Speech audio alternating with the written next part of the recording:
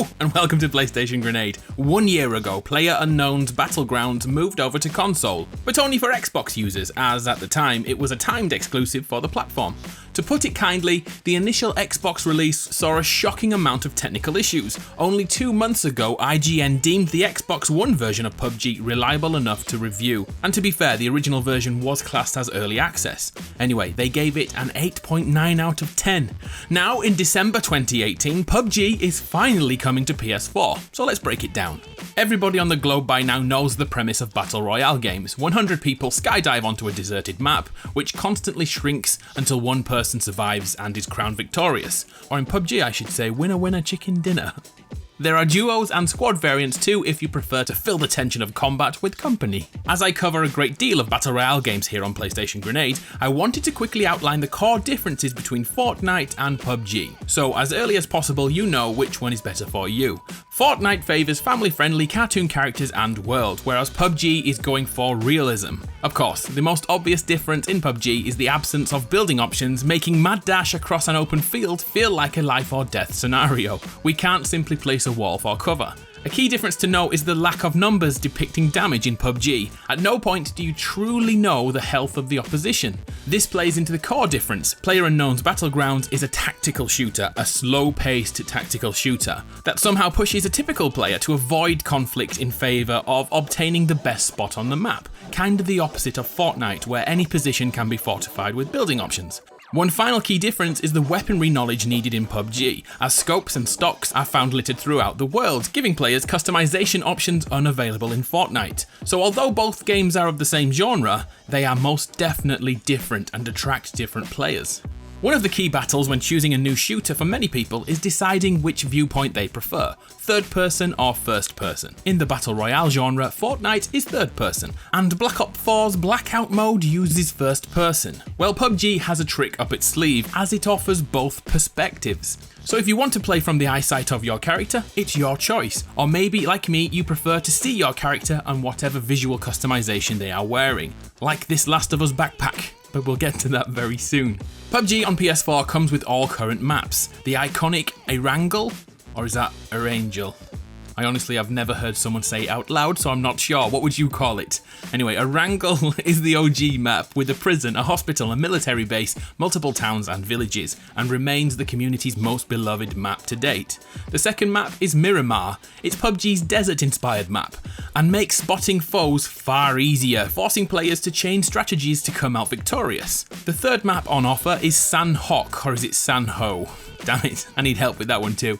Sanhok is a jungle map and once again plays completely different from the others. The forest is dense and staying unseen is far easier and ultimately a better strategy. The kicker to this environment is the map is about 50% smaller than the other two maps, making confrontations far more often and offers a faster playstyle. Let's look into the future for a moment. PlayerUnknown's BattleGrounds has a fourth map incoming very soon. Very soon if the pre-order information is true. A snow-themed map named Vikendi is almost here. Not much is known about this new area, but with the Northern Hemisphere hitting the winter holiday period, now would be a great time to drop the content and attract more players. Should you want access to Vikendi on the day it releases, you'll need the Survivors Edition of PUBG, but don't worry, we'll break down those very soon. We're going to get technical just for a few seconds. For gamers to feel smooth and responsive in video games, a frame rate of 60 FPS is the benchmark, or the holy grail on console.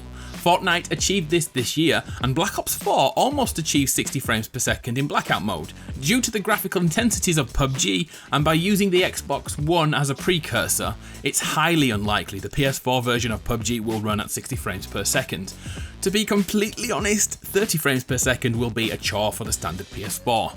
I think you should be aware of that, but I'm not here to be the bringer of bad news, because multiple times PUBG devs have stated their ultimate goal is to achieve stability at 60 frames per second on all platforms, and from that, we can guarantee continued updates.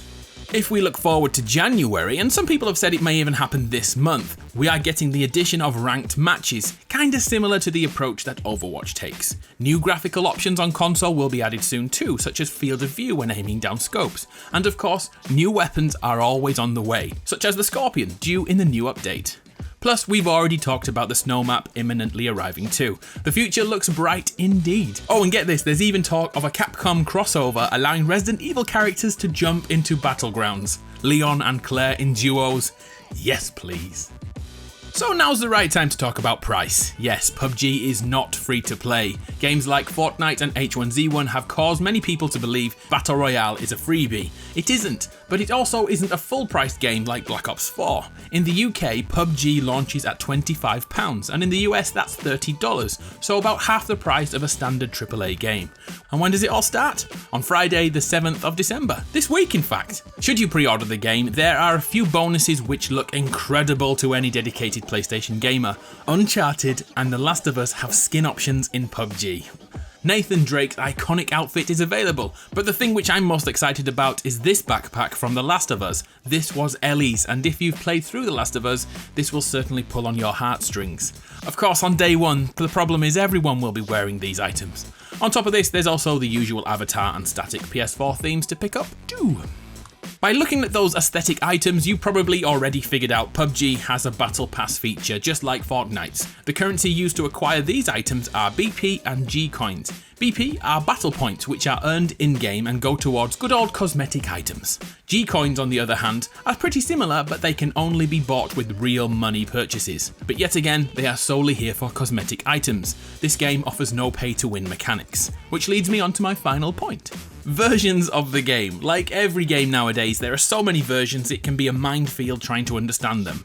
PUBG on PS4 has 4 iterations. The first 2 are the disc edition for those people who actually want to physically own the game, and the Looters edition, which is identical but completely digital. There's also the Survivors edition, which offers the Survival Pass, or Battle Pass if you prefer, for the snow map coming soon.